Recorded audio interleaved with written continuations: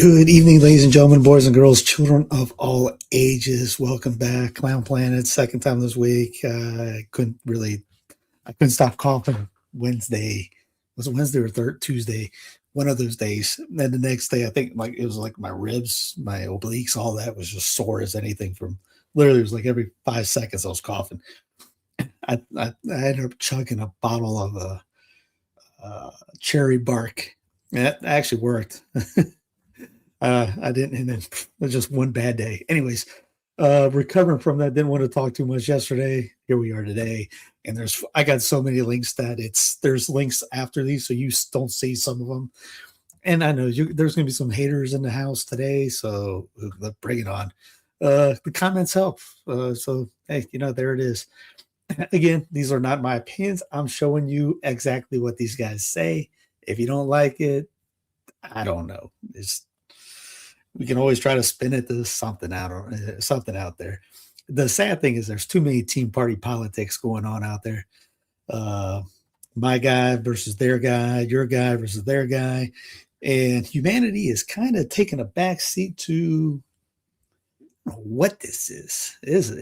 You talk about clown world. There's some clownish stuff going on. 2026, the beginning of it is, as the kids say anymore, lit. We haven't done. Rick and I couldn't do it this week. He got a new gig, so he's been teaching more. So he's been tired, and I just told him, don't worry about it. We'll do it next week. And he was like, man, of all the weeks, this is the week to do something. We'll get back to it next week on NFP or News from the Pew. I got some ideas brewing too for the new year, so we shall see. Anyways, let's get to it. And I would have done that last episode on Monday that everyone didn't like. And that we had some haters on. I should have played more of the clips, but I was trying to get out to hang out with the missus. So it was only like an hour. It could have easily been a 2 hours if I would have played the clips. So I may play some clips today. Anyway, so here's Tucker Carlson saying the Republic is over. U.S. has entered imperial phase. My thing to Tucker is, where you been? It's kind of like that Die Hard scene, welcome to the party, pal type deal. The imperial phase started in the 1860s. The Republic was over in the 1860s. Again, I showed you the book, Yankee Empire, imperialism. All that came up in the late 1800s, early 1900s. I guess he's late to the program like he is on everything else. I mean, everyone loves some Tuck. Alt media was saying stuff that Tuck is now. I mean, Tucker's just now talking about 9/11. Corbyn had been talking about that for 20 years. What else was Tucker late on? COVID. What else? He's saying some things that everyone loves right now, and he gets millions of views because he's got the name. But people have been talking about what he's saying now. If you're going, man, I can't believe Tucker said that. If you paid attention to alternate news, you already knew about that 2 decades before Tucker started talking. I mean, he's made a big conversion on a lot of things. There's been things that was it here Afghanistan? Was it Israel? He said something 10 years ago that was just kind of cuckoo, and he made a 180 on. Say, good on him for figuring it out. We've already passed that, buddy. It's kind of like saying the 26 Yankees are a very good team. Yeah, we knew that 80 years ago. But anyway, yeah, welcome to the party, pal. Here's McClanahan posting about the new quarters that are coming out. As he said, it could have been worse. It almost was, but the proposition nation myth is strong in the U.S. Treasury. Actually, Tom Woods is doing a show right now on that thing, and I think McClanahan wrote a post about it.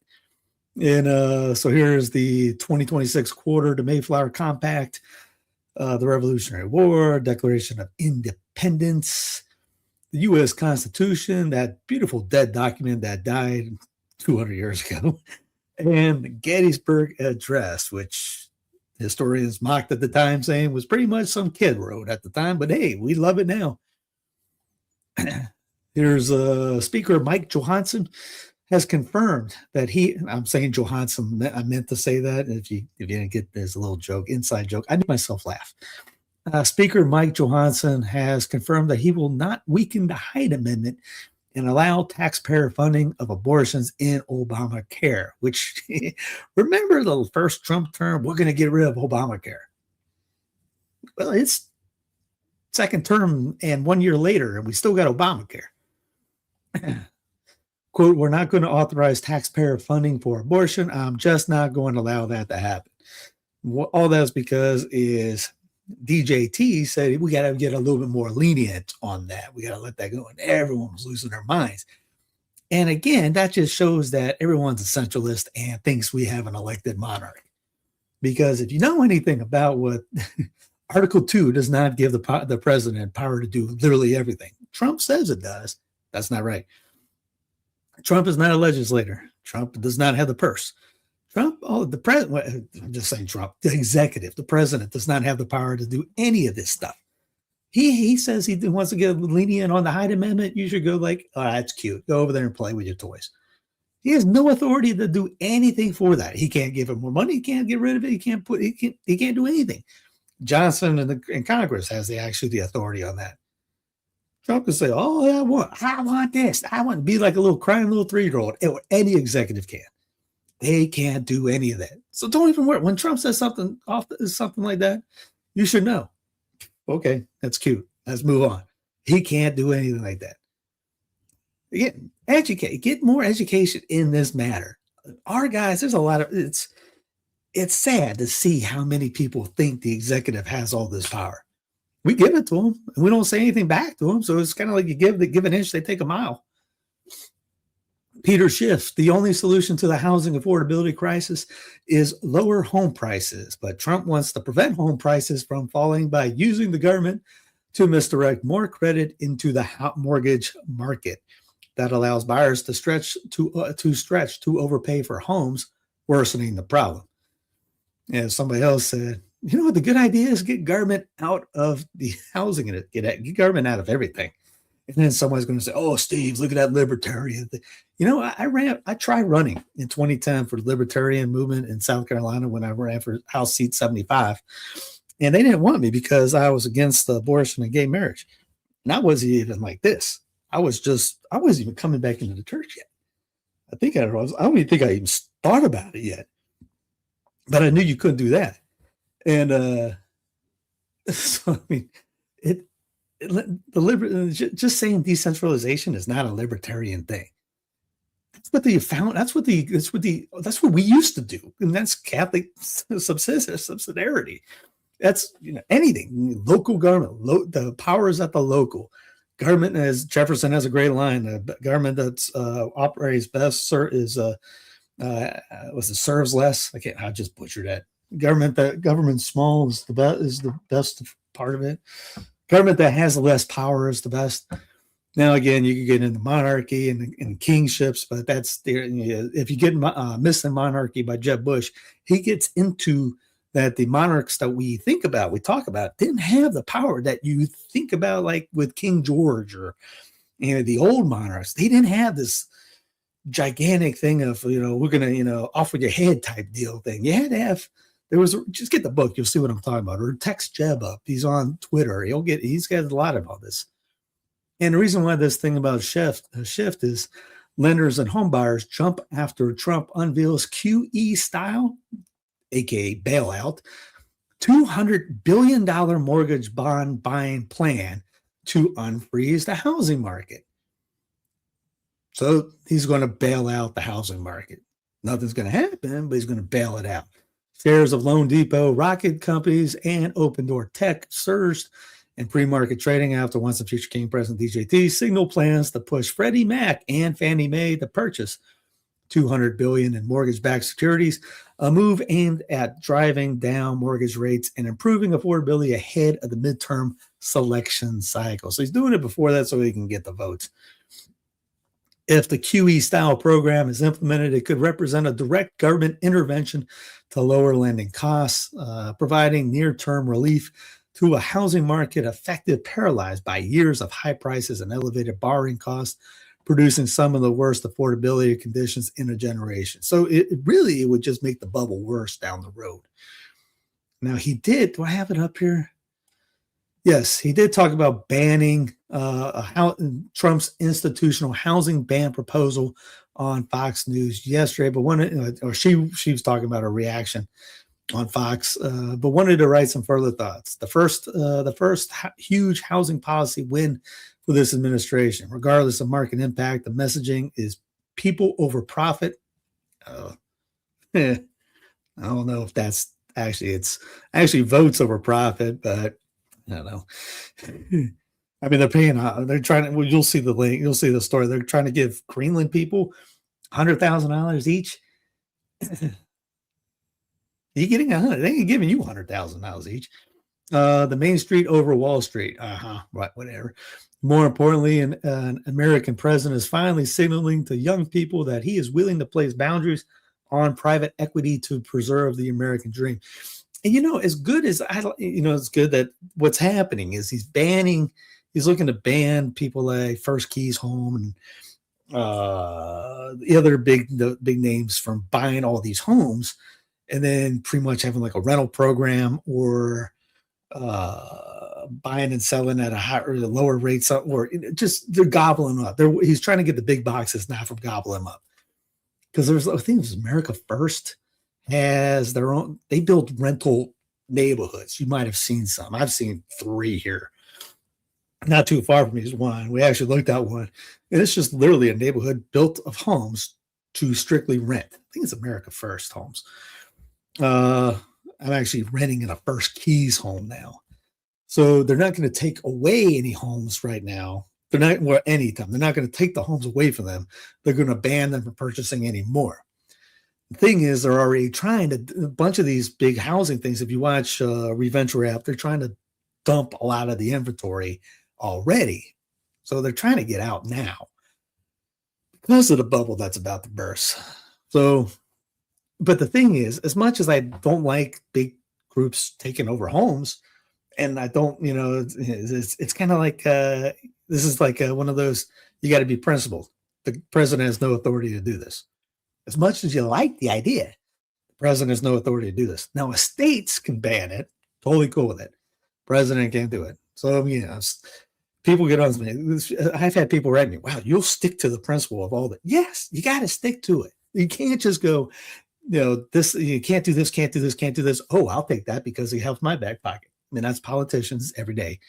But still, he can't do this. But they're going to do it anyways. And again, it will help out a little bit. He says he will ban big investors from buying single family homes. It'll help out, and it'll help out in the South, especially. That's where it's getting brutalized right now. Charlotte's housing market is terrible. Florida's already having a crash. I think Texas is having some. I mean, look at Reventure app. We'll get into more of that. The North is not going to affect. They're actually having a boom up in that area. Even in flyover country, I want to say, was it one of the Dakotas, maybe Ohio, Cincinnati, I think was number 1 in people moving to. Here's Thomas Massey saying the biggest problem isn't they're missing the deadlines, talking about the Epstein files. He goes, it's what they're redacting. They're citing the Privacy Act and pretending it overrides a law we just passed. So they also say they don't have to release internal deliberations, but our bill specifically says they must. So they're still working on Epstein. I saw a post. Should have got some water. Oh well. I saw a post saying that they don't expect Epstein anything till after Trump is released. Mindy Robinson, if bombing Venezuela was about stopping Americans from dying of drugs, Fauci and the rest of them responsible for unleashing Big Pharma's genocide on us would have been prosecuted by now. Pretty much most of Big Pharma, if we really want to get into it. But that's not about it. But it's not. It's about oil, regime change, and installing the central bank. What gives me hope is how the majority of my fellow Americans on my timeline aren't buying these fake news, fake wars to steal resources anymore. Nothing can stop this great awakening from happening. Now, I don't know about that. I know quite a few people that are buying into it. You saw them this past Wednesday. Not everybody, but you saw enough. Here is Trump will offer $100,000 to every Greenlander. Payment could cost up to £4 billion in attempt to convince islanders to join the United States. So what did they just say? Yeah, we're going to give you a bunch of money and say, no, still, thanks for the money. We're done. I mean,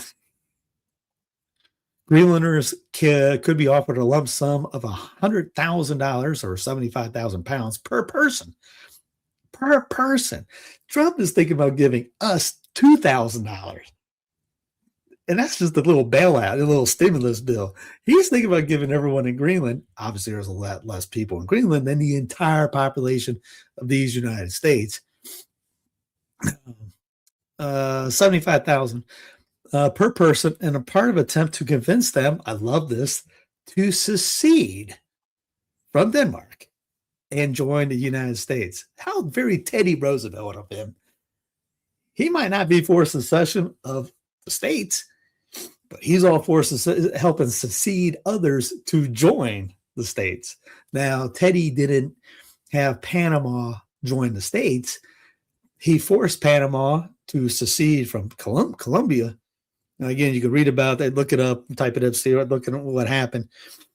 And because the states ended up, the states a couple decades later sent the Colombia a payment check, like a mea culpa check later. But the funny thing was, Teddy, I said this before, he did not like Jefferson Davis because Jefferson Davis was the president of the Confederacy, and he didn't like the idea that states could secede, but he was all for helping others succeed when it helped to fill his pockets. The maximum payment was made to the 57,000 inhabitants of the mineral-rich Arctic island. It could cost Washington $5.7 billion. Trump insisted that the U.S. needs Greenland for national security reasons, which is a complete bunk, at the time when Russia and China are working together in the hotly contested Arctic region. Remember why? We talked about this a month ago, 2 months ago. Look it up. It was about the pole shift. If you remember that, we talked about the pole shift. Russia is all in on thinking that the pole's going to shift because they're putting people up in Siberia. And if the pole shifts, then that whole area up there is going to thaw off, and it's going to be minerals are going to be up below, and they're going to just be singing hunky dory up in there. That's the same thing with the idea of Greenland. They're thinking that because of this pole shift, that there's going to be these new trade routes up in the Arctic area, and they're trying to get a part of that. If you think I'm making it up, look it up. Look up the pole shift Russia, and you'll see all these stories about this. This is exactly what they want. It's not because they want Greenland. There's a thing called the North American Technocrat. I'll bring this up here in a second. But again, it's about this pole shift and these new lines of navigation that's coming up, if that happens. Trump, we're going to do something on Greenland, whether they like it or not, says. Oh, you don't want to come in? Oh, we're doing, sorry. Here's some handcuffs for doing it anyways. Once the future king, President DJT, said his administration will take action on Greenland, whether they like it or not. I would like to make a deal, the easy way. But if we don't do it the easy way, we're going to do it the hard way. Ain't that something? I mean, who is it? Oh man, Girardi? He says something about Trump's foreign actions anymore is pretty much standing over people with a bat. It's just like, I'm going to pound you away until you submit to my authority. Trump administration has recently said is weighing the range of options on Greenland, including utilizing the U.S. military or cutting a deal to purchase it from Denmark.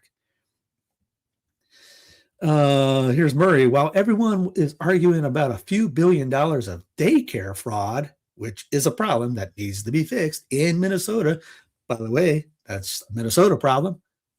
I'm here in North Carolina. I do not care about that Minnesota problem. Minnesotans need to fix that Minnesota problem. But since everybody was talking about that, literally everyone was bringing that up. The Trump administration wants to increase our military spending by $500 billion per year for the same department that has never passed an audit. Hashtag scam. Here's the Trump tweet on Truth.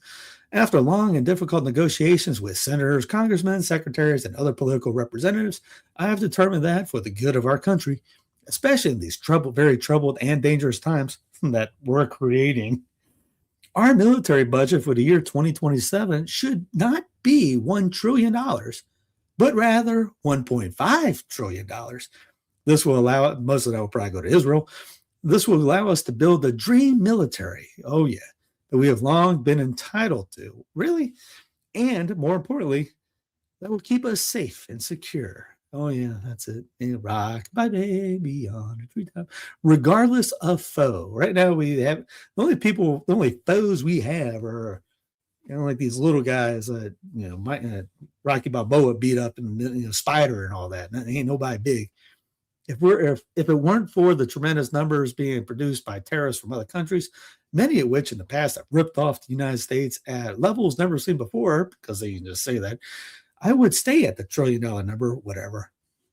But because of tariffs, by the way, the Supreme Court said they're not going to rule on tariffs till the 14th, 5 days from now. And the tremendous income that they bring, blah, blah, blah, we're going to spend it up. We're going to spend more. Yay. More military, baby. A pitch to marry Baron Trump and the Princess of Denmark goes viral. A proposal of sorts has gone viral amid recent news coverage of U.S. efforts to acquire Greenland. An account sharing meta-political satire on X had a thought, one it called the simple diplomatic solution. The account, which goes by Miss White, suggested Baron Trump, the sole child of Trump and Melania, marry Princess Isabella of Denmark, the second heir in line for the throne. Pope Leo says war is back in vogue. Strike the pose. Pope Leo XIV warned Friday that war was back in vogue and highlighted the ambition of belligerents as his own country, the United States, flexes its military muscles. In a New Year's message to diplomats at the Vatican, his first since becoming head of the world's 1.4 billion Catholics last May, Leo lamented the weakness of militarization, saying multilateralism, saying dialogue was being replaced by a diplomacy based on force. True. He did not name the U.S., but said rising tensions in the Caribbean and Pacific were a cause for serious concern, particularly in Venezuela, where U.S. forces recently seized the president and bombed the city in a smithereen. Well, not totally smithereens, but they bombed some places. They killed some people, too. He was speaking just hours after Once a Future King, President DJT said land operations against drug cartels were on the way following maritime attacks in the Eastern Pacific Ocean and Caribbean Sea. Babies are watching a lot more of YouTube, and this expert is concerned. I know you were waiting for that. I'm taking a little break from wartime to talk about babies watching YouTube.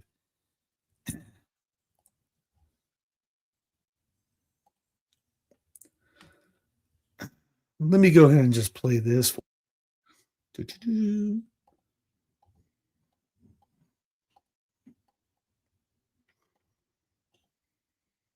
Sign, and he wasn't the president.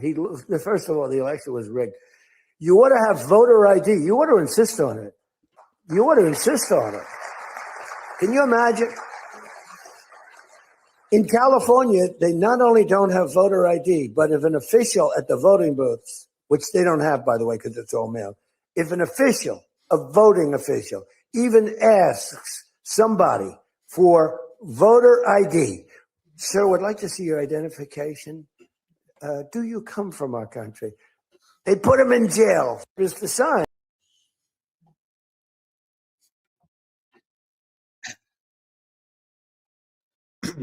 So Trump is pushing for digital ID. This speaks about how this is very in line with the Catholic faith, especially Venezuela. Traditional is better known for traditional cares. Just to clarify, what is it you're talking about that isn't in line with Catholic faith? That babies watching YouTube, marrying the princess. What is it that is in line? Just asking for a friend for clarification. That's all. Let's see. Oh, this is If you haven't seen it, this is hysterical. Let me play this.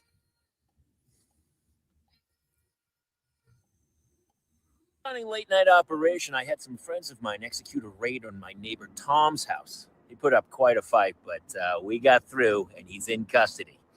I haven't liked what he's been doing over there for a while now, so I've decided to run his house myself. He leaves his Christmas lights up too long. He never trims his avocado tree that hangs over my fence, and I believe he's running fentanyl out of there. I can't prove the last one, but it makes sense. I've seen him speak Spanish. I got rid of the wife as well. I didn't really have a problem with her, but we did do a 4th of July block party, and she brought empanadas, so better safe than sorry. I've got them at a Residence Inn a couple towns over. I've been using his home as my own little man cave. Pretty great. It turns out he has a fantastic wine cellar that I have tapped into extensively. Anyway, I'll be running his home until a time when I can have a safe, proper, and judicious turnover to some other guy. Which probably won't be happening soon. And just a heads up, I plan to take over some other neighbors' homes as well. Phil, across the street, has a pretty cool car I'd like to be in charge of. And Alex, who lives catty corner from me, has a wife who's a yoga instructor. Be taking that one soon. Again, doing it for the good of the neighborhood, so stay tuned.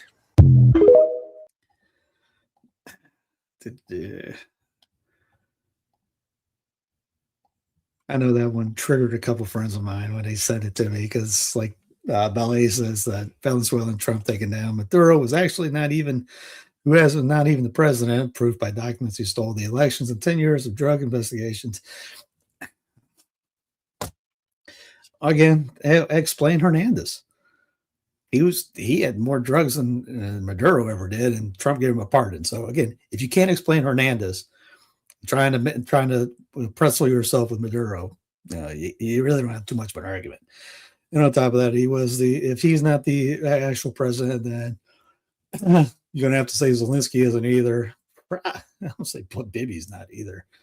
But anyways, just come on, guys. You can't just go into another country and take their president, no matter who you think you are. Especially when you steal their oil. It's kind of I'll go ahead and play this one too. Why not? And please tell me how this is going to be okay. Iran's in big trouble.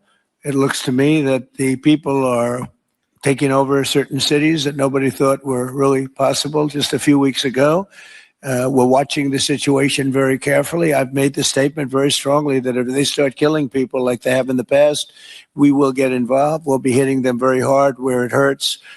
And that doesn't mean boots on the ground, but it means hitting them very, very hard where it hurts. So we don't want that to happen. There have been cases like this where President Obama totally backed down. But this is something pretty incredible that's happening in Iran. It's an amazing thing to watch. They've done a bad job. They've treated their people very badly, and now they're being paid back. So let's see what.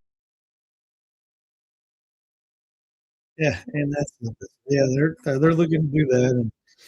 And isn't it, we're going to try to see if they kill anybody in Iran. But again, what just happened? Someone just got shot in Minnesota. That's self-defense. But if any protester gets shot on the non-organic protests that we're helping out in Iran, we'll jump through hoops to get in there and blow up some Iran now since we stole all that oil. Again, again, Ballet, they're still in the oil. No one here has said Maduro is a nice dude. No one said bring him up, even though it is kind of funny that he was singing, was it "Don't Worry, Be Happy"? Daily Show laughed about that. He goes, yeah, look at me. Again, I get it. He's not a. I got a friend of mine that tells me about how bad Maduro is. He's from Cuba. And this is not an argument about the sainthood or how good Maduro is. This is about, can you go down into a sovereign nation, bomb it, kidnap the guy, and then steal all their stuff? Focus on that part, not the emotional part. DD geopolitics. This is psychotic. Trump is openly announcing that after the kidnapping of Maduro, Venezuela will now be forced to spend its oil revenue exclusively on American products. Venezuela sells its oil. The money is recycled back into the United States corporations. The U.S. controls the grid, medicine, agriculture, and energy infrastructure, and compliance is enforced by sanctions, blockades, and the implicit threat of further force. Because remember, Trump has said it could be years for them to control another sovereign nation. Trump's tweet, I have just been informed that Venezuela is going to be purchasing only American-made products with the money they receive from our new oil deal. These purchases will include, among other things, American agricultural products, the American-made medicines. You're going to get some bad stuff down there. Medical devices, at least medical devices aren't poisoned, and equipment to improve Venezuela's electric grid. I guarantee Elon's going to put some Stargate down there, and energy facilities. In other words, Venezuela is committing to doing business with these United States of America as their principal partner. We'll send them some porn too while we're at it. A wise choice and a very good thing for the people of Venezuela and these United States. Thank you for your attention on this matter. Again, every time we've ever done something like this, it gets worse. You should interview Venezuela people. Hey, send me some Venezuelan people. I know it's bad. I guarantee I can find Venezuelan people that like it. I can find Venezuelan people that don't like it. That's not an argument. Because then if I get the wrong Venezuelan people, you're going to get upset about that. Because I want to remind Iranians of what Reza Falaya said about returning to Iran. It was back in 2023. My life is here in America. My children and everyone I know are here. If I went back to Iran, what would I go back to? Iranians don't want a work from home leader. This is the guy that they want to try to put in place in Iran. You know, we're still doing regime changes. Protesters in Iran turn against Reza, chanting, Pahlava is dishonorable. Here is Mohammed Ali Khan. These are the most current pictures from today, directly from Iran. Pahlava riot called failed tonight. The riot call failed tonight in Tehran. Do not believe the blee blee blee of Pavlov lost dogs.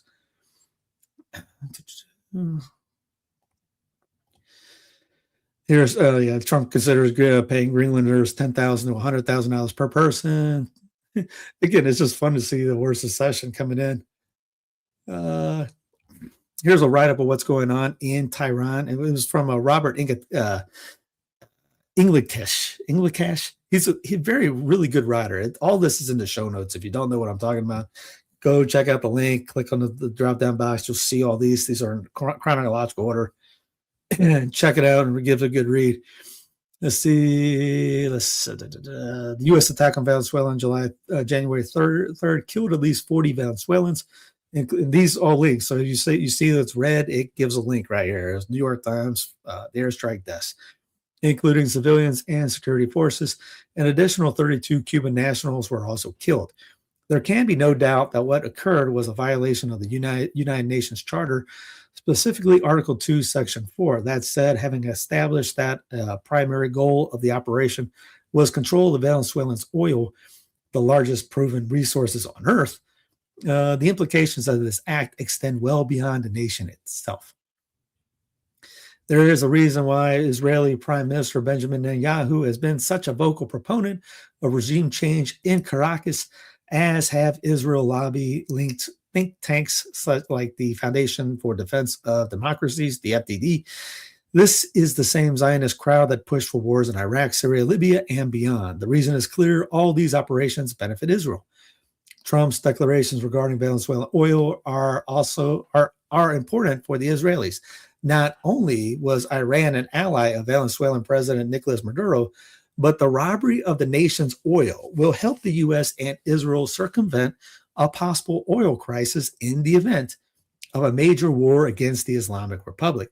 One of the biggest cards that Tehran holds in the event of war is that it will close off the Strait of Hormuz, meaning that the Arab Gulf nations would no longer be able to export oil from the Persian Gulf area. Another option Iran has is to simply target the oil facilities at their source. By seizing the Venezuelan oil reserves, The U.S. can not only provide a solution to such a crisis, but even in the absence of war, still leverage the oil supplies of the Latin American nation. For example, this would give Trump administration greater sway over Saudi Arabia. The major concession that Washington seeks from Rida is for it to sign the so-called Abraham Accords and normalize ties with Tel Aviv, something the Saudis have so far refrained from doing, insisting that a Palestinian state be established first. The fall of the sovereign Venezuelan also fits into the New Israel project, the Isaac Accords, amid a failure to achieve any major recent gains through its Abraham Accords, which target Muslim majority and Arab nations. The Isaac Accords initiative were formally launched between Israeli Foreign Minister Gideon Sarar and Argentinian President Javier Milei in late November 2025, with the goal of creating a new Israeli alliance across Latin America. This reason is also key to Israel, which has faced some of the fiercest diplomatic opposition there since October 7th, 2023. For example, the first 15 nations to file interventions in favor of South Africa's genocide suit against Israel at the ICJ, 7 of them were Latin American countries: Cuba, Mexico, Belize, Nicaragua, Colombia, Bolivia, and Chile. Venezuelan President Nicolas Maduro, along with President Lula da Silva of Brazil, also later filed intervention supporting the genocide case against Israel. Let's see. And it looks into Bolivia, has lost the leftist government. Let's say U.S. Secretary of State Marco Rubio, who plays a key role in guiding the Trump administration foreign policy as a Cuban American, blah, blah, blah, blah, blah. He also gets $1 million from Israel lobbies. Let's see. Right-wing groups. Top priority Israel in achieving a violent regime change in Tehran. Trump has stated on multiple occasions that he's prepared to strike Iran and potentially spark another war, claiming that he will do so if the Iranian authorities kill protesters inside the country. On December 28th, peaceful protesters had taken to the streets across Iran, mainly shopkeepers protesting against government mismanagement, which they blamed for the deepening currency crisis. In doing so, they received backing from major unions within the nation and coordinated demonstrations with clear demands. Suddenly, however, this entirely organic series of protests was hijacked. Again, here's the link on the hijacking. Iranian opposition media and Israeli propagandists began disseminating old or out-of-context footage and AI-generated videos of mass demonstrations against the government. Former Israeli Prime Minister Bennett even released an address to the Iranian people supporting an alleged regime change uprising.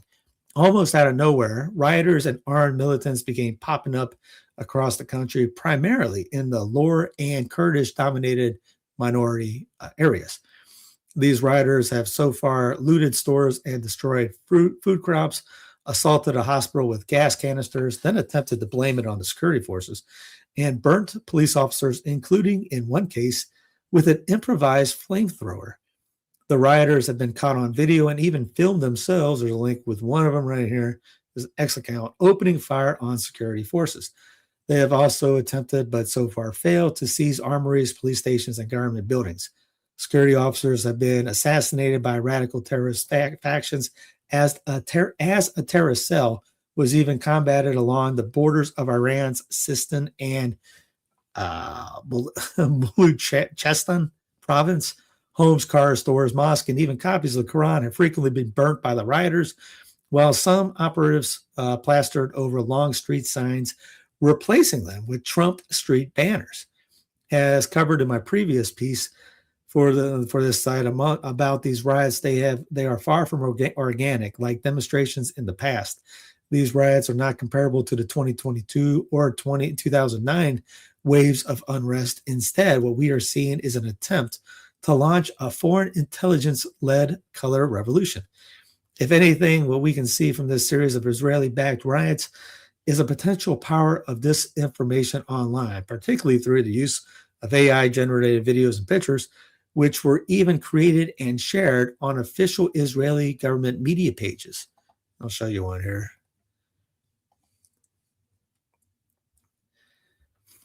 Israeli Persian language X account uses AI to create footage from what it claims to be Iran protests, except they fail to alter the police officer's Israeli badge. Yeah. In addition to all this, videos have emerged of a truck loaded with stones, suddenly appearing to drop off its large cargo to rioters to use. That's the truck right there. Broader implications. Meanwhile, the U.S. is transforming itself in order to carve out a new world order. This is being achieved by transferring power to major corporations, billionaires, and tech companies, while the government itself focuses on security matters and coordinates a campaign of global control and coercion. The U.S. military is therefore being transformed into an armed wing of major corporations as the concepts of national sovereignty and international law collapses. Consequently, the U.S. government will not be the entity investing heavily in foreign projects. Instead, Washington leverages its military might and intelligence agencies to enable corporations to invest in different projects and direct policy on the ground. It is well understood that the government itself is buried in debt, and therefore multinational corporations are now leading the way. This was a concept first born of the World Economic Forum's former leader, Klaus Schwab, and has been since altered to suit changing global dynamics.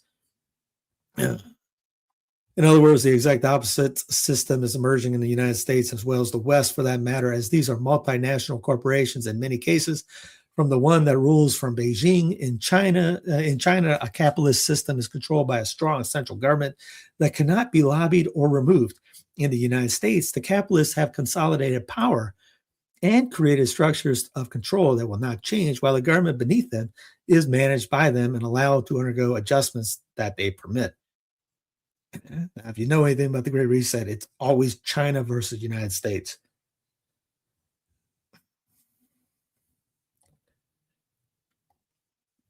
The Solari report, Catherine Austin Fitz, Canada, Mexico, Colombia, Greenland, and Iceland all should be worried. Trump may think he's conquering these lands for the good of America, but he's really conquering them for the globalist North American Technate. North American Technate, the real reason for conquering Venezuela. And it's not going to stop there. And here's a little read up on that. North American Technate, the real reason for conquering Venezuela, and it's not going to stop there. Let's take a critical look at the reasons given for President Trump's brazen action in Venezuela, followed by threats and more military action in Colombia, Mexico, Greenland, and pretty much the rest of the planet. The truth will never win any popularity contest, because the loudest voices in the room right now are all spouting lies. If you listen to those voices, many of them on Fox News, Megyn Kelly comes out saying that Fox News seemed like a Russian Pravda show, that she couldn't even make it through it. The January 3rd kidnapping of Venezuela's socialist dictator was a noble effort by a freedom-loving American president who seeks to set the captives free and bless us with cheap oil and endless prosperity. Many alternative media talkers, such as Alex Jones, have also latched onto this narrative. They look at these operations in a vacuum as opposed to the broad scope of history and the track record of previous regime change operations. That record is long on blood, violence, and pillage, and short on freedom and democracy. Those who depend on these influencers for their own news tend to be folks who live in the moment and the feel-good emotions sparked by video clips that they see passed around on social media. They see liberated Venezuelans dancing in the streets amid overjoying jubilation, and they drink the Kool-Aid.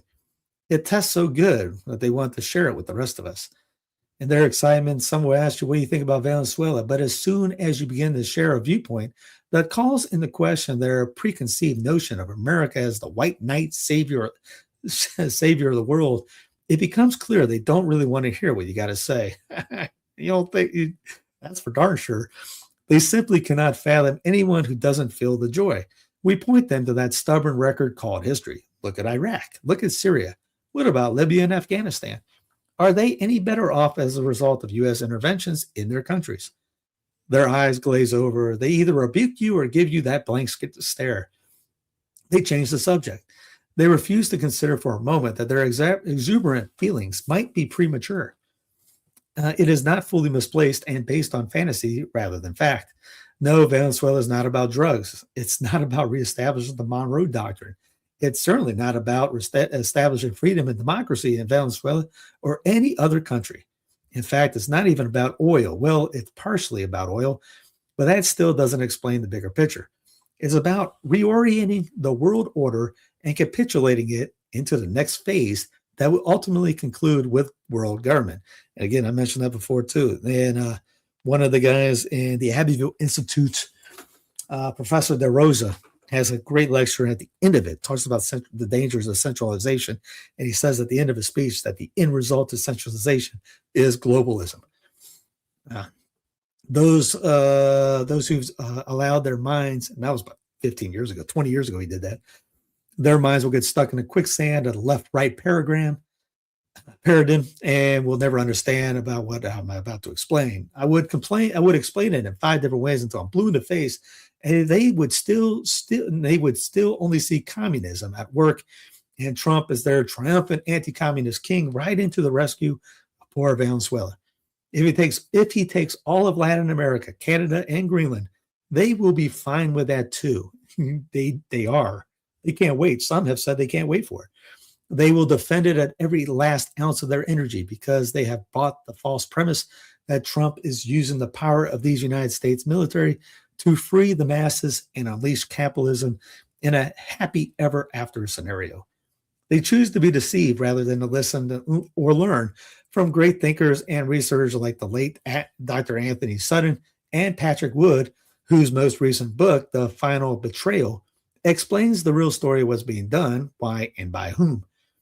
The truth is they need Venezuela and its resources for the North American Technate, which will function as part of their long-awaited new international economic order.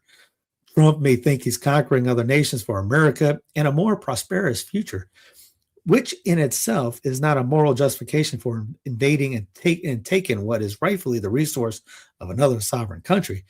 But it is a distraction that appeals to most conservative Americans who, let's face it, are desperate for some wins.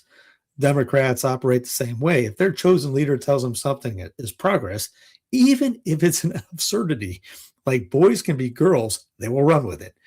Hey, the Trumpsters and neocons will say, look at the Venezuelans celebrating in the streets of Caracas. Yes, they celebrated in Iraq too. Remember the statues of Saddam coming down? Remember the parties, the joy, the utter excitement. I remember freedom had come to Iraq after decades of dictatorship by Saddam. Ask the people of Iraq today how that worked out for them. Iraq is now dominated by Shiite Muslim militias and Christians. Those few who are left are fully subjugated. The Syrians are also getting a taste of that West definition of freedom, feels like, after their dictator, Bashar al-Assad, was overthrown 1 year ago with the assistance of the CIA, Mossad, and MI6. Christians were slaughtered in Iraq after Saddam was overthrown, and Christians are being slaughtered now in Syria. The same happened in Libya after a CIA coup took out the country's dictator, Muammar Gaddafi. Now let's take an honest look inward. If a foreign government had liberated us from Biden in 2022, I bet some of us would have been out celebrating, just as the Democrats would be celebrating now if Trump was overthrown and let out of the White House in chains. So stop with the nonsense about celebrations as proof of liberation. Amen, brother. It's temporary at best. Check back with those Venezuelans in a couple months or years and ask them how things are going under the new American puppet government. Canada, Mexico, Colombia, Greenland, and Iceland all should be worried. Trump may think he's conquering these lands for the good. Well, that's what Carlson Fitz retweeted. According to Dr. David, or the feed, Towley, a professor of University of Portsmouth, a movement that wanted to merge North America into one nation and extend its borders as far as the Panama Canal might sound incredibly familiar. But this group, called the Technocracy movement, was a group of 1930s nonconformists with big ideas on how to rearrange U.S. society. They proposed a vision that would get rid of waste and make North America highly productive by using technology and science. This idea aimed to manage resources more efficiently and eliminate waste through a system based on energy accounting, hence the carbon tax proposed by Elon Musk and other technocrats instead of monetary exchange. The doctor continues, the technocrats, sometimes called Technocracy Inc., proposed merging Greenland, Canada, Mexico, and U.S. and parts of Central America into a single continental unit. They call this the Technate. It was to be governed by technocratic principles rather than by national borders and traditional political divisions. Wood explains, Patrick Wood is with the Stop Technocracy Now, explains that this concept of the North American Technate failed to gain traction in the 1930s because the population and the state of technology was not ready for it. But the idea would resurface after Presidency and Rockefeller formed the Trilateral Commission in 1973 for the sole purpose of establishing a new international economic order that would allow Rockefeller and other oligarchs to convert their cash wealth into resource wealth. Stay out of politics. Yeah, tell politics to stay out of our lives too. Let me know when that happens. That effort continues this day. No, Wood explains, the effort continues this day. The names and faces may have changed, but the plan to dominate the world economically by taking control of its resources and using technology to surveil, control the masses is stronger than ever. Why do you think that Nate Rothschild publicly congratulated Trump on his latest exploits in Venezuela? Because that country and its debt will now be transferred back into the globalist system instead of operating from outside the system on its own nationalistic terms. Lord Mayor Rothschild once said, "Let us control the money of a country, and we care not who makes the laws." If Gutel Snapper once said, "If my sons did not want wars, there would be none." Wife of Mayor Rothschild. The Maduro regime chose to deal with China because the U.S. would not respect its nationalistic interest. Maduro was not a good guy, but that has nothing to do with why the U.S. government removed him from power. He was deposed because he was dealing in oil sales to countries we don't like and doing deals in non-dollar currencies with entities our government corporate apparatus doesn't profit from. They need Venezuela and its vast oil reserves for their technate. The country of 30 million people also has huge untapped gold mines. Patrick Wood called it out exactly 1 year ago in a January 8th, 2025 article titled, "Is Trump Pursuing Technocracy's Dream to Create the Great American Technate?" He wrote, "In one fell swoop, Trump has just traced out Technocracy's master map of the North American Technate, which stretched from Greenland to just beyond Panama. This far exceeds Bush's failed attempt to create the North American Union in 2005-2006 to merge the U.S., Mexico, and Canada." Let's see. Latest operation was accompanied by sophisticated disinformation campaign about drugs, oil, and the Monroe Doctrine. Some will even invoke manifest destiny. This is nothing more than the North American tailored, slightly modified version of the divine right of kings. Don't be fooled by any of it. See how much more. Oh, just a little bit of that. The idea that Trump will flood the global oil market with Venezuela crude is perhaps the biggest lie being told right now. G.W. Bush said the same thing about Iraqi oil that Trump is saying about Venezuelan oil. It will be used to pay for the rebuilding of the country we just took over, and there will be more oil wealth to spread around. But Venezuela's oil infrastructure will take years to get up to speed, and even when it is fully restored, the oil will not be for the U.S. consumption as much as it will serve as an asset to back up the North American digital currency. That's what technocracy is, an asset-based economy. The old fiat currency and dollar-based economy is on the way out. You may see dueling digital currencies for a while with the Chinese digital yuan. Someone text me and say how to pronounce it.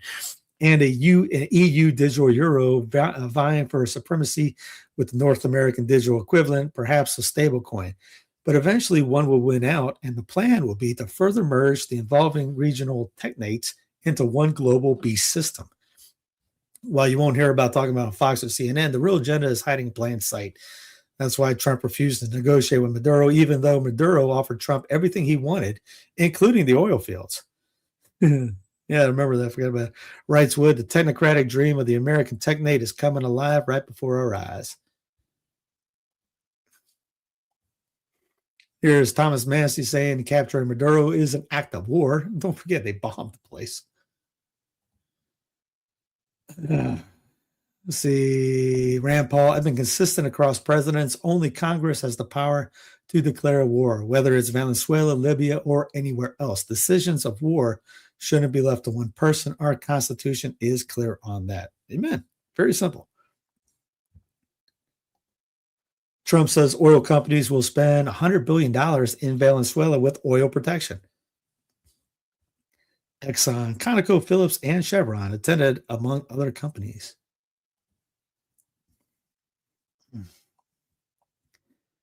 Let's see. Trump says here, you're dealing with us directly. We don't want you to deal with Venezuela, Trump to oil executives. This was today, I think it was.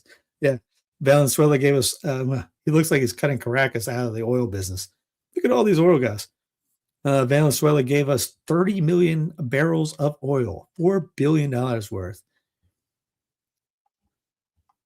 Is any of you normal Joes at that meeting right there? Nope. Trump says the U.S. is open for business. China can buy all the oil they want from us. Russia can get all the oil they want from us. They do like oil, even though they produce a lot of it. Rubio, everything Venezuela purchases with the money they earn from oil will be bought from America, including equipment for the oil industry, to food, to medicine, and everything in between. And here's that line from Trump saying the U.S. will deal with Greenland the easy way or the hard way. I can't get it to stop. I'll see if I can let it.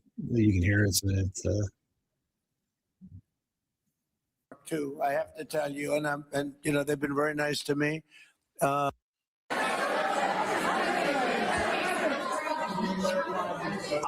would like to make a deal, you know, the easy way. But if we don't do it the easy way, we're going to do it the hard way.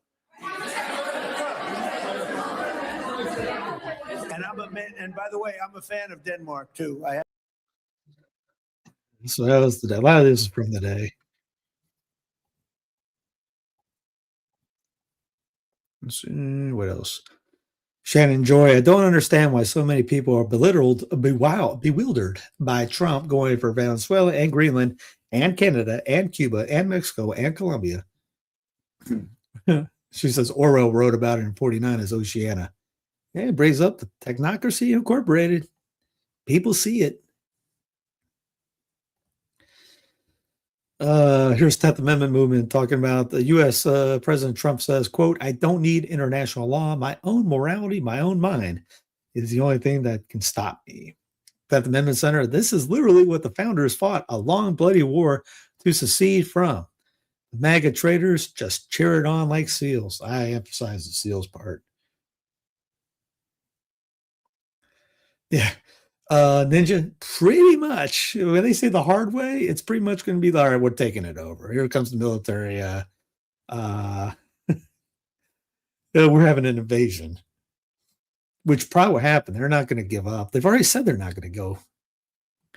The White House has cut Director of National Intelligence, which is an oxymoron, Tulsi Gabbard, out of months of Venezuela planning meetings due to her previous opposition to military action in Venezuela.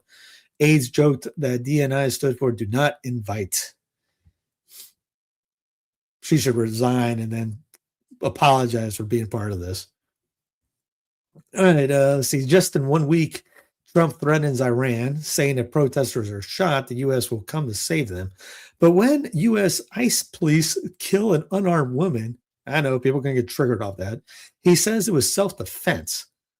Trump style human rights, double standards, MAGA style. And that's the sad thing about what's going on with this whole situation. Again, we lost the humanity.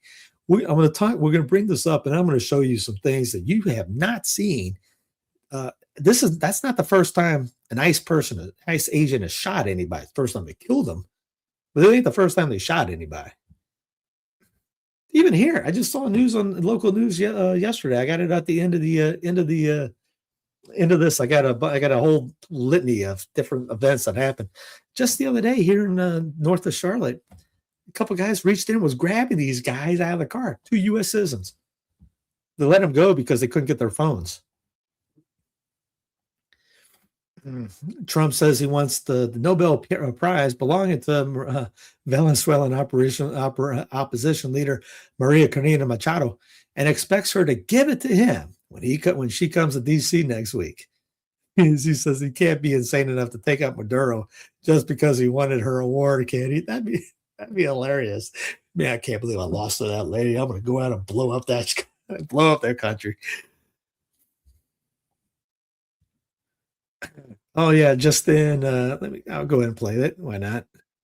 That's America coming to save the I can't say it. Wish I could play it. Out 97% of the drugs coming in by water.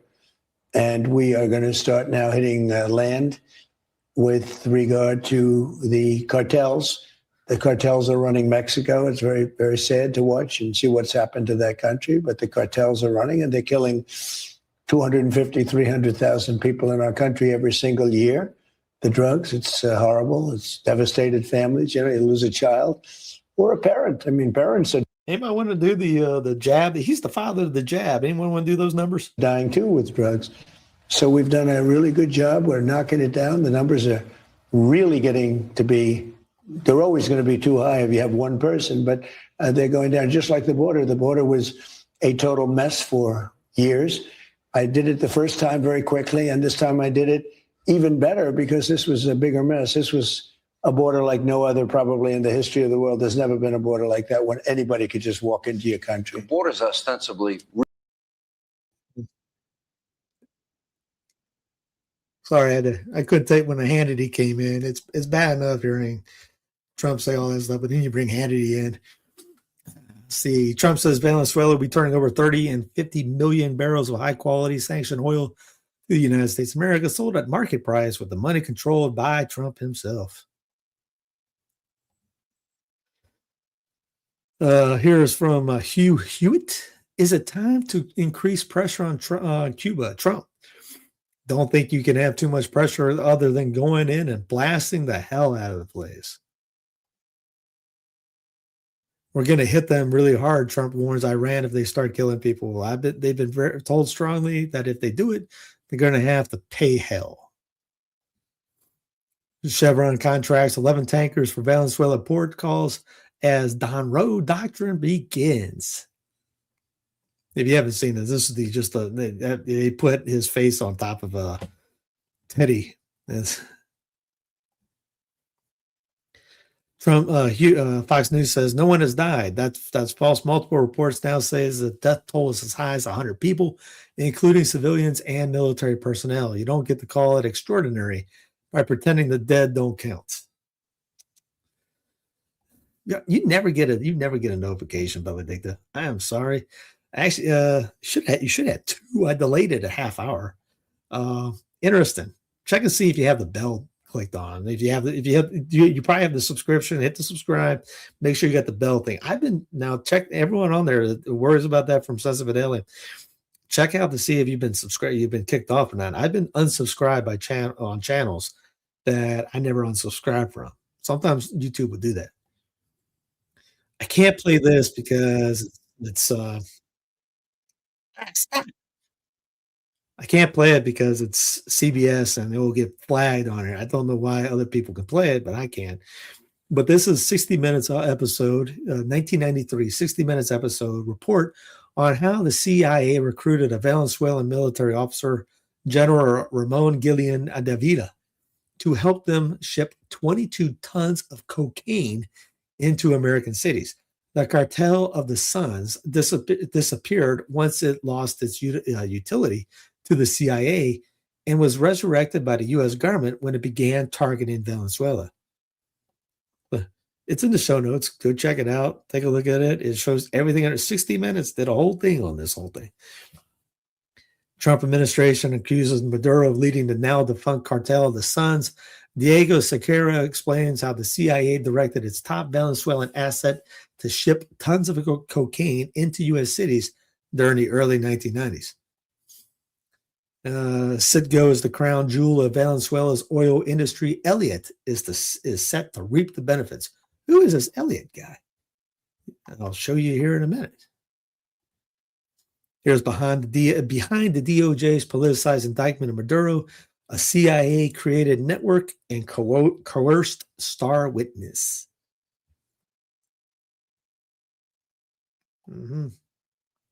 Here's Alex Stein, 99, says, I'm still confused what Venezuela did to provoke this attack. If this is all about drugs, then why did we let the CIA traffic cocaine in Mena, Arkansas? And the whole thing with Bill Clinton and the airport that was in Arkansas. There's a whole connected with Bill. Why did we use American troops to protect the poppy fields in Afghanistan? Indeed. Here's the poppy fields in Afghanistan. Narco terrorists, U.S. troops protected Afghanistan's poppy fields and flooded their own country with the produce. Has anybody ever seen the Mel Gibson movie? Oh, darn. With not Lethal Weapon, but it's the same two guys. What's the name of the movie? Not Flight 9/11. They're trafficking drugs. The military is. It was during Vietnam, was it? Was it Afghan? Or was it early Afghan? I can't think of the movie right now. Someone tell me in the chat the Mel Gibson movie when they're trafficking drugs, and I can see it now. I can't think of it. I'll look it up while this is playing. This goes, James Lee. Let me get this straight. One of the main beneficiaries of Venezuela oil is a Zionist billionaire, Paul Singer. Also, Trump just said we will still sell oil to China and Russia. So it's the difference now is Israel gets cut of the deal.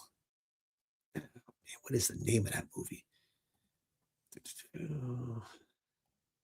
Speaking of oil and how it relates to our national interests, so much of the conversation has been focused on how this will be good for America, good for Americans, bad for China, bad for Russia. But I'm not even sure if this is true. China, Russia, and Iran have interests in Venezuela. How does this operation affect your relationships with them? Well, in terms of China and Russia, Russia when we get things straightened out. But in terms of other countries that want oil, we're in the oil business. We're going to sell it to them. We're not going to say we're not going to give it to them. In other words, we'll be selling oil probably in much larger doses because they couldn't produce very much because their infrastructure was so bad. So we'll be selling large amounts of oil to other countries. So wait a second. We're going to do a regime change in Venezuela to make sure we keep the bad guys out, to make sure China and Russia don't get their oil because, right, they are the bad guys and we are the good guys. But we're still going to sell the oil to the bad guys? What the hell is going on here? Check this out. Venezuela raid enriches MAGA billionaire. The ouster of Maduro is a financial windfall for a prominent Trump-supporting billionaire investor, Paul Singer. What's his involvement with Venezuelan oil? Okay, it says here in November. It was Air America, the movie Air America. They're smuggling heroin in Vietnam, the U.S. military, the Air Force. November 2025, Singer acquired Citgo, the U.S.-based subsidiary of Venezuela's state-run oil company. Singer, through his private investment firm Elliott Investment Management, bought Citgo for $5.9 billion. The sale of Amber Energy, a subsidiary of Elliott Investment Management, was forced by creditors of Venezuela after the country defaulted on its bond payments. In remarks to Fox News on Saturday, Trump made clear that one of the motivations for Saturday's attack was to increase the production and export of Venezuelan oil. Venezuela has the largest proven reserves of crude oil in the world. Trump said that moving forward, the U.S. would be, quote, very strongly involved with the Venezuelan oil industry. Industry observers anticipate a rapid rerouting of Venezuelan oil exports, reestablishing the U.S. as the major buyer of the country's volumes. Jaime Brito, an oil analyst at OPIS, said access to Venezuelan oil exports will, quote, be a game changer for U.S. Gulf Coast refiners in terms of profitability. Paul Singer, thanks to a well-timed transaction, will be one of the largest beneficiaries. You gotta love that we're helping Zionists make tons of money. And everything is making everyone focus on each other and hating each other more. Trump's furious with Republicans who voted to advance the War Powers Resolution, which passed, by the way, says it's unconstitutional, would impede his authority. No kidding. It reminds me of that scene from Liar, Liar, when Jim Carrey goes, objection. And the judge goes, for what? It's killing my argument. Indeed. But it's kind of funny that he calls it unconstitutional. Trump wouldn't know what the Constitution said if it slapped him upside the head. In any event, and despite their stupidity, the War Powers Act is unconstitutional, totally violating Article 2 of the Constitution, which tells him that Trump thinks that makes him think that he's pretty much the ruler of the world. Totally, as well as presidents and their Department of Justice have determined before me. Nevertheless, well, that just means that people have violated it long before him. Nevertheless, the more important Senate vote will be taking place next week on this very subject. Because yes, if that goes through, he can't do it. He won't be able to do anything. Yeah, Trump might veto it. He can. I mean, it'll be a violation of his rule. It's constitutional. These are the days of our Trump. Here's Netanyahu says the Gaza population needs to be de-radicalized like Germany after World War II. And I mentioned translation, kill them all. Yeah. One of Tucker's best monologues on the topic of Paul Singer. Let's see. That's a 10-minute monologue. Ooh. Feeding off the carcass of a dying nation is what Singer and his firm Elliott Management have done in this country and to this country. Bloomberg News once described Singer as the world's most feared investor, and that tells you a lot. No one's even pretending Singer's tactics are good for anyone but Paul Singer. This kind of behavior, it bears no resemblance whatsoever to the capitalism we were promised in school. It creates nothing. It destroys entire cities. It couldn't be uglier or more destructive. Singer has tremendous influence over our political process. Singer himself is the second largest donor to the Republican Party. He's given millions and millions to the super PAC that supports Republican senators in Washington. He is a rock star famous, and that might be why he's almost certainly paying a lower effective tax rate than your average fireman. And he's going to make millions off the oil. America's next target will be Iran, I've been told, says Seymour Hersh. He's the guy that talked about the pipeline that the U.S. targeted to blow up. He brought that up. Says Trump's plan on Venezuela is crucially to cut off China from buying Venezuela crude. Now, look out, Tehran. He's coming to destroy your oil industry and perhaps overthrow your clerical government. This is just fun. It's not fun to listen to because Miller is a clown. And I'm saying that as charitable as I humanly can. But just listen. I'm no fan of Jack Tapper, but just listen to the United States is using its military to secure our interests unapologetically in our hemisphere. We're a superpower, and under President Trump, we are going to conduct ourselves as a superpower. It is absurd that we would allow a nation in our own backyard to become the supplier of resources to our adversaries, but not to us, to hoard weapons from our adversaries, to be able to be positioned as an asset against the United States rather than on behalf of the United States. Sovereign countries shouldn't be able to do what they want to do. The Monroe Doctrine and Did you hear what he said? Tapper said, sovereign countries can't do what they want to do. No. And anyway, Miller just keeps on ranting. The Trump Doctrine is all about securing the national interests of America. For years, we sent our soldiers to die in deserts in the Middle East to try to build them parliaments, to try to build them democracies, to try to give them more oil, to try to give them more resources. The future of the free world, Jake, depends on America being able to assert. Look at Jake. You have to feel sorry for Jake during this. He can't get it. He's like, this guy won't stop. Ourselves and our interests without apology. This whole period that happened after World War II, where the West began apologizing and groveling and begging I don't even and know, engaging these honestly, vast what you're talking reparation about right schemes. now. I don't even know what you're talking about. What I'm talking about, Jake, is the idea. And by the way, you do. I know you love doing that smarmy thing, Jake, and I was hoping to be better than that this time. I asked you about if there should be an election. Exactly. I asked you if there would be an election in Venezuela. That's what I asked. I said, why was the president so quick to dismiss Machado? You answered that question. And then I said, the objective, Jake, is security and stability for the people of Venezuela. With our help and leadership, that country will become more prosperous than it has ever been in its whole history. Venezuelans but the woman running Venezuela right now is part of the Maduro regime. There will be conversations, Jake, about all of these guideposts along the way. The reason why I was giving you that speech, which I know you didn't want to hear, is because you're approaching this from the wrong frame. This neoliberal frame that the United States' job is to go around the world and demanding immediate elections be held everywhere, immediately, all the time, right away.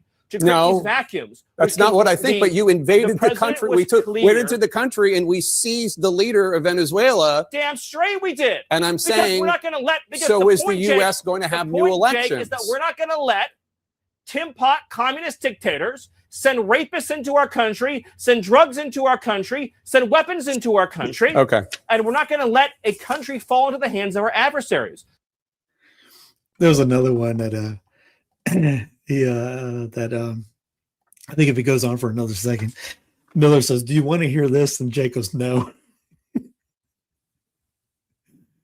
You actually feel sorry for Jake on that one, and I'm no Tapper guy. Here's Rick Scott on U.S. Senator says Cuba, Nicaragua, and Colombia will be next. Democracy is coming back to this hemisphere. World police.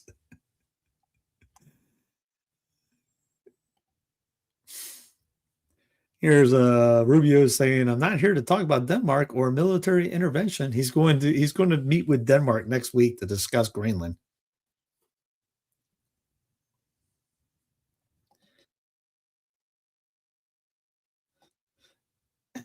Let's go ahead and have our Catholic Vice President J.D. Thiel explain how this is an imperialism. People always ask, how do you control Venezuela?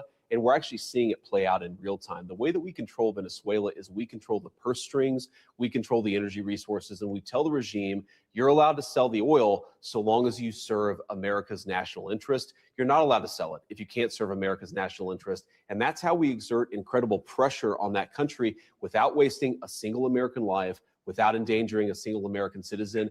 But people always ask, how do you control? I mean, isn't that nuts? It's textbook imperialism. How are you going to? We're just going to control everything they do. Here's the White House says seizure of Russian flag tanker, quote, was a Venezuela shadow fleet vessel that was deemed stateless after flying a false flag. U.S. forces are actively boarding and seizing a Russian flag Venezuelan oil tanker, beating Russia, which had attempted to reach it first. In other news, this is called piracy. There's Abbeville Institute. America could learn a little more. John C. Calhoun in foreign policy. There's the foreign policy wisdom America ignored from Calhoun by Jose Nino. I don't think it's very long. Let me see. Not terribly long. His opposition to the Mexican-American War. Calhoun's opposition to the war represents a combination of his foreign policy evolution. When President James K. Polk sought the declaration of war in May 1846, remember, that's when presidents actually sought declarations of war, Calhoun abstained from voting. He warned that Polk's actions established a dangerous precedent. The president had, in effect, instigated armed conflict by his action. If this were allowed, then a precedent would be set by which any future executive could provoke an incident and commit the country to war by his own actions. Further, Calhoun vehemently opposed propositions to conquer all of Mexico. In his January 4th, 1848 Senate speech, he introduced resolutions stating that to conquer Mexico and to hold it either as a province or to incorporate it into the Union would be inconsistent with the avowed object for which the war has been prosecuted.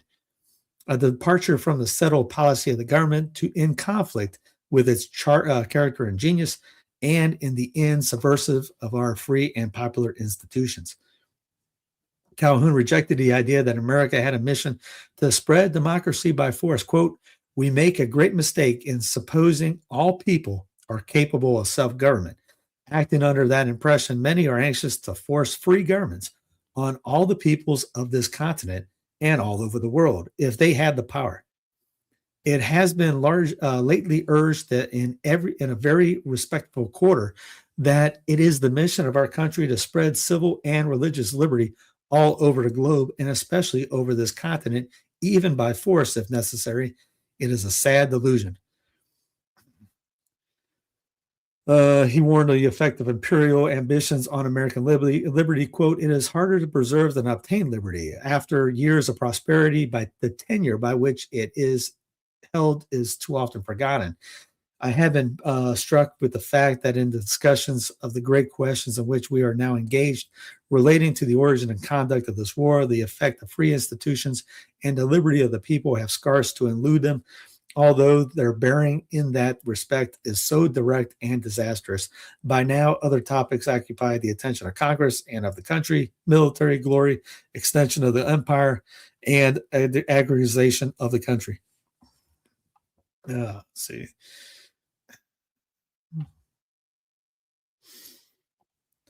Kristi Noem, impeachment plans ramp up. Democrats are moving to impeach Homeland Security Secretary Kristi Noem following the fatal shooting of Renee Good in the ICE agent in Minneapolis. FBI blocks state law enforcement from ICE shooting investigation. Governor Tim Walz slams decision to exclude state officials from probe, while Vice President Vance defends the ICE agent. I guess we're down in the triggered section of the program.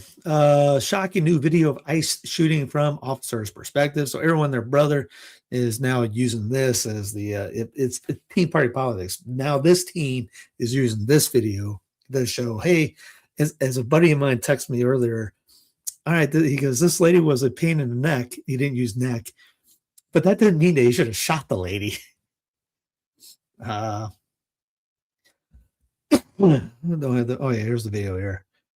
Obtained the footage perspective from the federal agents. So everyone's probably already seen this. I'm not going to hit the thing on there.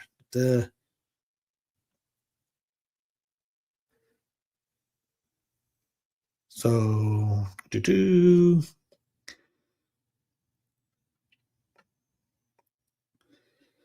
they're all just talking junk to the agents.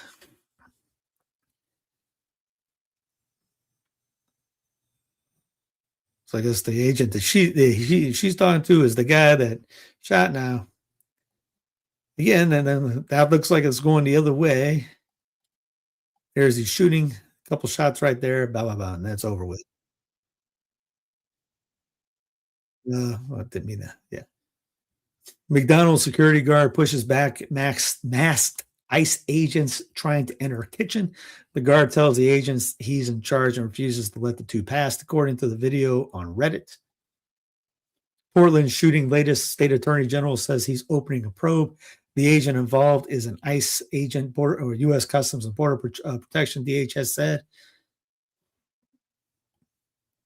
ICE agent pulls out gun in woman's face amid ticking time bomb for a civil war. Governor Tim Walz deployed a National Guard, blah, blah, blah. Disturbing J.D. Vance ICE door-to-door comments compared to 1930s Germany after horror shooting. Inside ICE's tool to monitor phones in entire neighborhoods.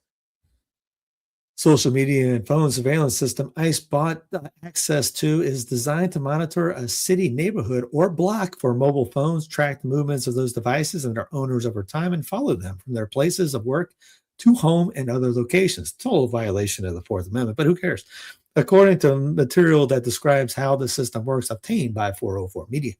Commercial location data, in this case, acquired from hundreds of millions of phones via a company called Penlink, can be queried without a warrant, according to an internal ICE legal analysis shared by 404. The purchase comes squarely during ISIS mass deportation effort and continued crackdown on protected speech, alarming civil liberty experts and raising questions on what exactly ICE will use the surveillance system for.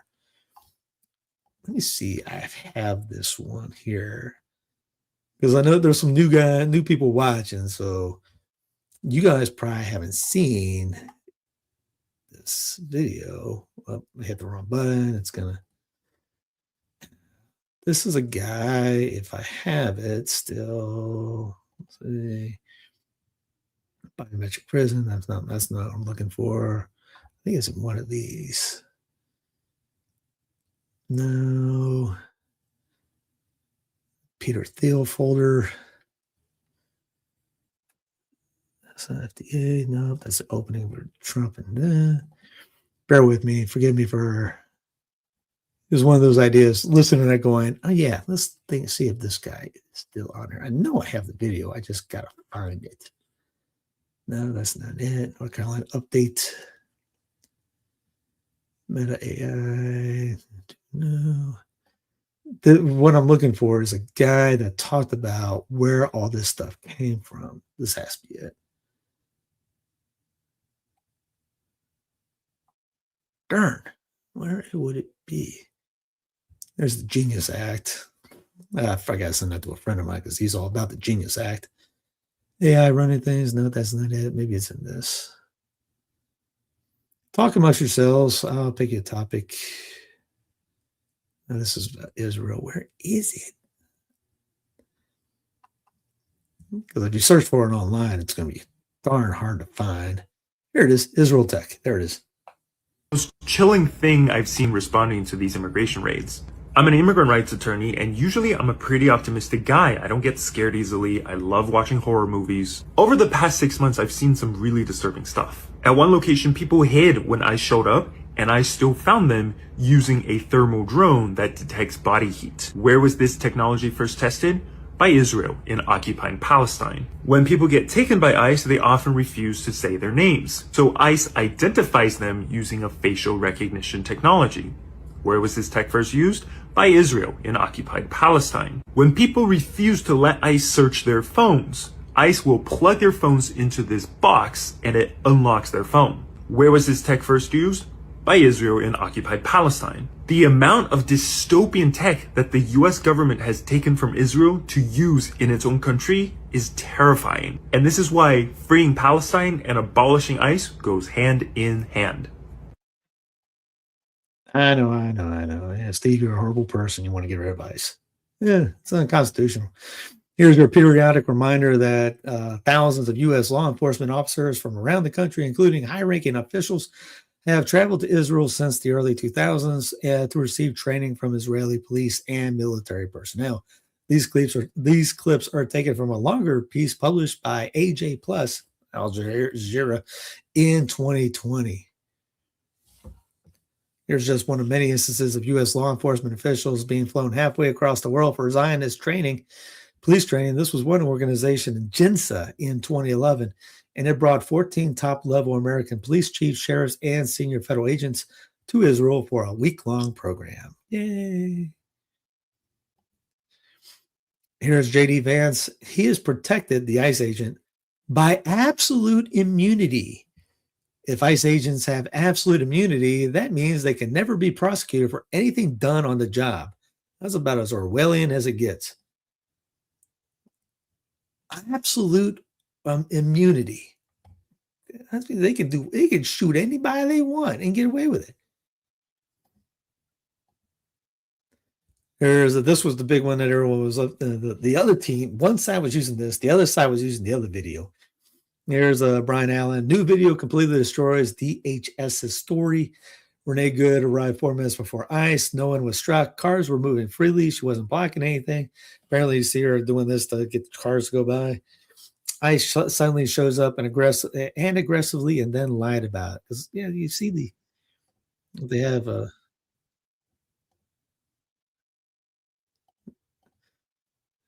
is yeah.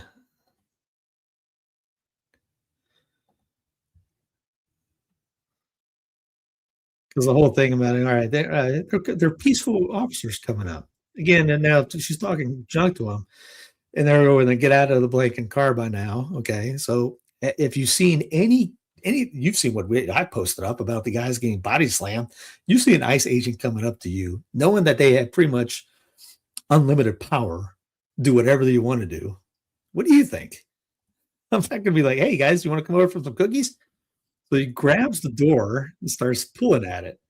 Again, the whole thing. Now again, you all see it. You know the deal. Turn the wheel. And people are going, he's trying to run her over. This Honda Pilot is not a NASCAR grade car. And it's not going to go from 0 to 90 in 0.005 seconds. So they also see the wheels already turned. I've also heard police guys saying you're not supposed to stand in front of a car like that. And it's already turning right as it is, which magically all the guy had to do was it's kind of like jumping over to the right a little bit. And it's like, ole. And he avoids the car entirely. I mean, it's not like, again, it wasn't moving 98 miles an hour. And then he blasts her away 3 times in it. Here's the lady in Fox. She kind of does dismantle the whole group in this thing. She goes, we now have video footage from multiple angles that contradicts the administrative story about the horrific shooting. Trump himself wasn't even aware when the New York Times told him. The officer stepped aside. And people were actually going, no, he didn't step aside. He stepped aside and fired at arm's length at a moving car, even though DOJ policy forbids deadly force from stopping a fleeing subject with no other weapon is present. I have no idea why the guy. I know hindsight's 50-50, but like you said, I mean, it's not exactly like that thing was doing 100 miles an hour down the freeways. You just step out of the way. I've actually touched cars when they've gone out of the way. Tailgate this car, move out of the way and walk by them and things like that. They've gone faster than that. She was blocking the road. All right. Well, there was cars going around at the same time too. So I have no idea what happened 4 minutes beforehand. But here's Kristi Noem talking about that she was a domestic terrorist. And that goes back into the idea from Brandon times that you can call anybody a terrorist. And there's the wheel. The wheel's going out. He's definitely to the right. Both feet are to the right. The guy is up going down. And he's walking back, and they don't wheel him away. He gets in a car and goes. Here's 2025 was ISIS's deadliest year in 2 decades. Here are the 32 people who died in custody. Here is the horrible human Randy Fine in Florida has issued a chilling and deeply disturbing threat to the American people. Stand in our way, and you will be met with the same fate as Renee Good. What? And this is the guy that's talked about just blowing up kids and guys and say bomb them away. Not the nicest guy in the world. David Icke, this is the face of extreme MAGA media today. Everything that is mainstream media has long been. A mother blatantly murdered by Trump's ICE is explained and lied away with a lack of empathy and decency that beggars the belief. Again, as a buddy of mine said, the lady was a pain in the neck, but I don't think you should have capped her 3 times. Extreme MAGA is psychopathic, just like extreme progressives. We need to take our world back, blah, blah, blah, blah, blah, blah, blah. Because Matt Walsh is on her just a rampage. And if you're on Team America World Police, she's the worst person in history. World. She's been shot in the head 48 times, and it was a good thing that people are like, it's good. It's the Joker. I'm glad you're dead. And now if you're on the other team Blue, you're going, this is terrible. And if you're just a human, you're like, should we just not be shooting anybody from point blank range? She protects terrorists. She's not a terrorist. She's not a terrorist. Who is the shooting is to the front, and she intentionally went for. Okay, you already saw the video. The shooting was to the side. You can see the guy not in this. Guy never got touched. And explain this too. These guys are high-fiving. They're patting each other on the butt. As Brianna Joy Gray says, they murdered her and then celebrated on camera with her blood still drying on the airbag. What's they saying? Hey, good job. What's the deal there? All right, here's the rest of these are things that have happened recently. Here's ICE detains a U.S. citizen, dragging him out of the car. They punished him even after they comply by showing ID. and getting a face scan. According to local police, Jose Beto Roberto Ramirez was born in these United States.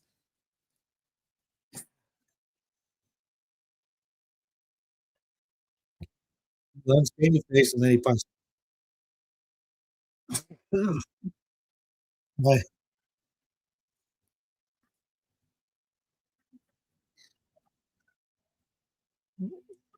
we can't really do anything because there was all this cussing coming from the ice ages. People cussing at him.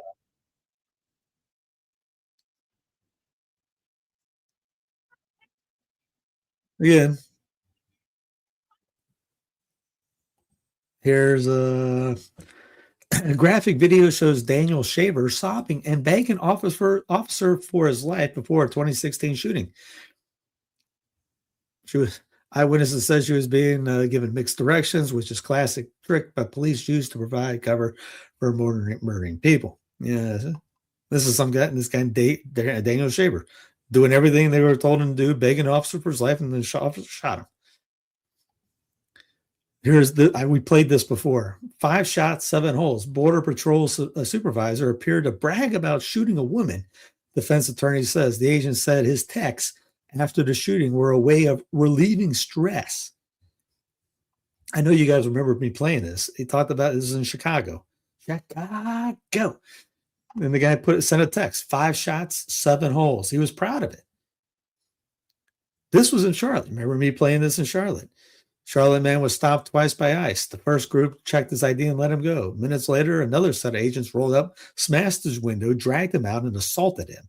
Took him down the street, drove him 20 minutes, and then let him out of the car for him to walk back to his truck.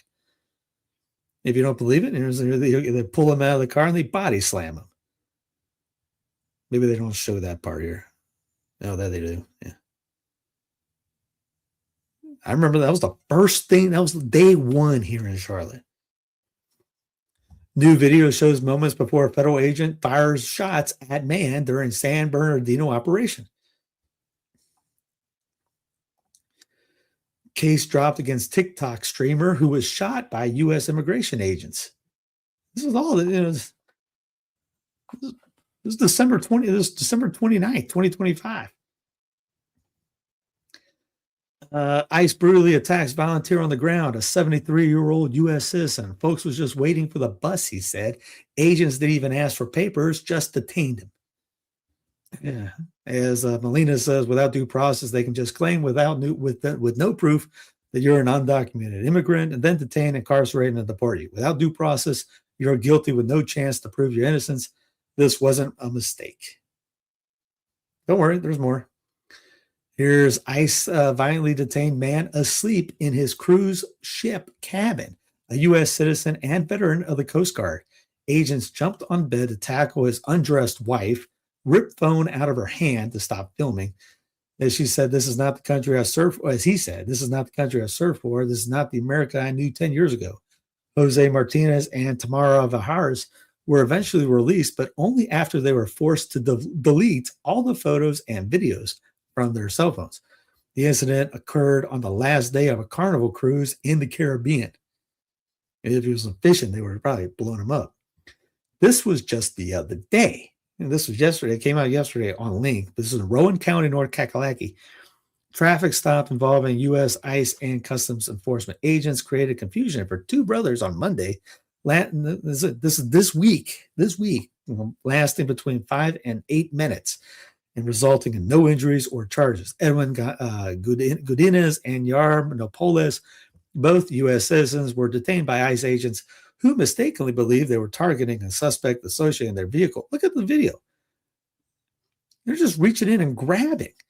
The confrontations occurred in the general area of Rowan County as ICE agents stopped their brother's car, thinking it belonged to an individual they were searching for. You might want to get that right. You got all these cameras, flock, and all this other stuff going on. And you go, well, we were thinking. They don't have a darn clue. Here's Noam in Minnesota. It was an act of domestic terrorism. ICE officials got stuck in the snow. Did you see anybody get stuck in the snow? They were attempting to push out their vehicle. You really? You see that? I didn't see that at all. And a woman attacked them and those surrounding them and attempted to run over them. There must be a different video she's talking about. Here's Arnold Bertrand. I typically don't like to be alarmist, but a student of history would tell you all the lights are blinking scarlet red. I mean, massive military expansion, check. Annexation threats, check. Demonstrated willingness to use force unilaterally, check. New imperial doctrine proclaimed, check. Withdrawal from international organizations and international treaties, check. At this stage, we're not even watching warning signs anymore. We're watching the thing itself in motion. The only way the world stops this train is to put differences aside and form a balancing coalition. Actually, the best way to do it is to break away from this thing and let DC go back in the swamp it came from. Here's James Lee. Y'all need to wake up and realize that all our leaders on both sides are pouring gasoline on the fire to make us hate each other. A divided population is a weak population. It's a distracted population. Or they're getting them the Tea Party two-sided binary thing.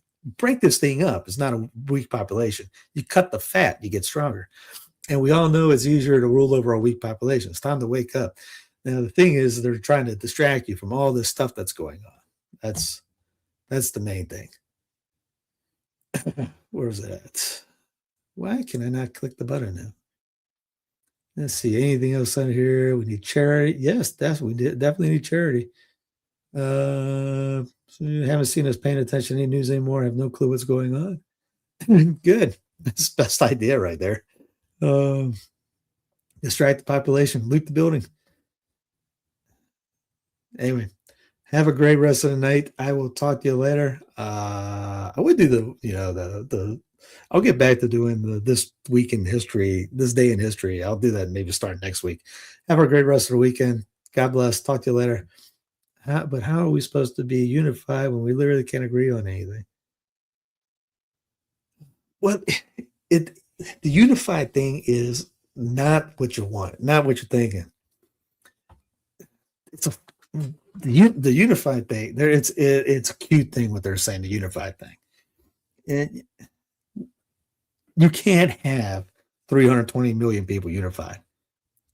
That's not how it works. Again, this is why I keep saying divorce from DC, break up. Because if, let's say, all right, where you live, you're probably more unified in a bunch of stuff where you live than wherever 500 miles, 5,000 miles away from you. Where I'm at, we're unified in a lot of things. We're not unified with people in Boston or Vermont, California, things like that. Now, people are unified under the Catholic religion.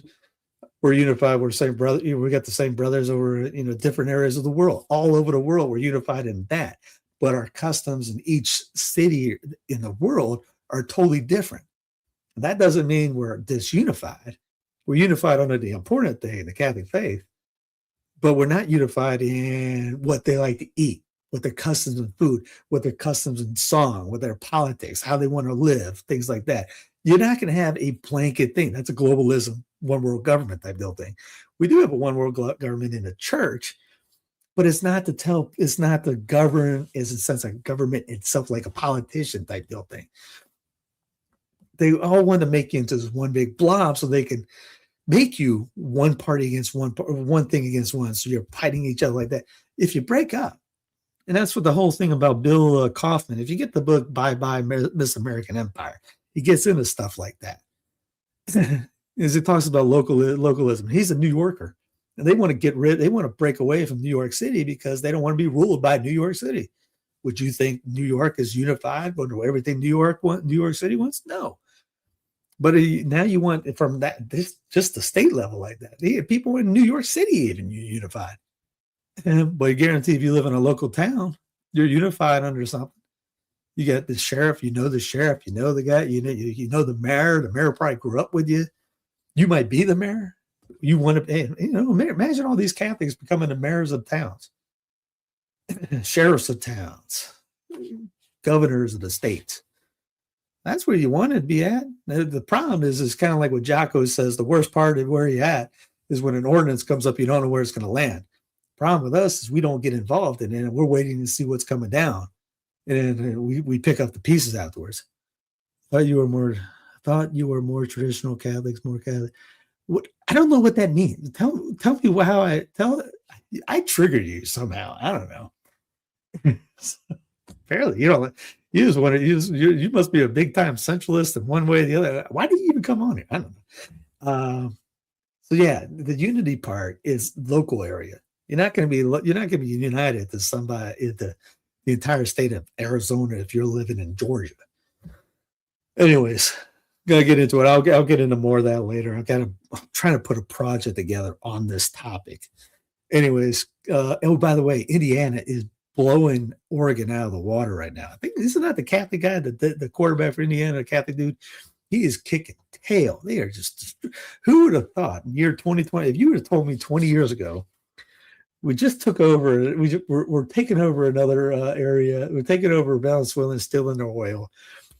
We got all this stuff going on, and Indiana is the best football program in college football. I would have thought you were nuts. Anyway, that's what it is. Anyway, God love you. Have a great rest of the night. Have a great rest of the weekend. Thank you guys for the kind words about getting better. I should be better by Monday. I'm feeling better. It's just still got a little cough. Like, subscribe, hit that jazz underneath, comment, all that stuff. Check out all the other videos I've been posting. More coming. God bless, and see you on Monday.